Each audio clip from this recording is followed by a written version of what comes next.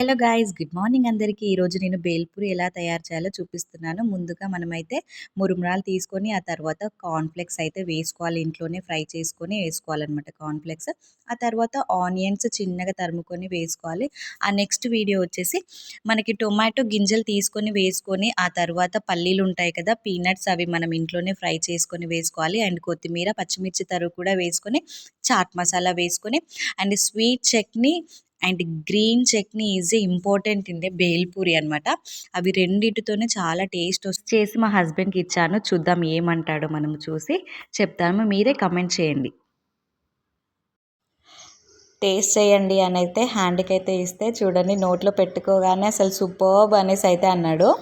And బయట చేసిన దానికన్నా చాలా బాగుంది అని చెప్పాడు. యాక్చువల్లీ తన వాయిసే పెడదాం అనుకున్నాను, టీవీ సౌండ్ వాల్యూమ్ ఎక్కువ ఉంది అనేసి పెట్టలేదనమాట.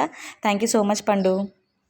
చూసారు కదా, మా హస్బెండ్ కాంప్లిమెంట్ చాలా బాగుంది కదా. నాకైతే ఫుల్ కడుపు అయితే నిండేసింది, అవి తినకుండా సరే అనిపించింది. పిల్లలు కూడా బాగా తిన్నారు.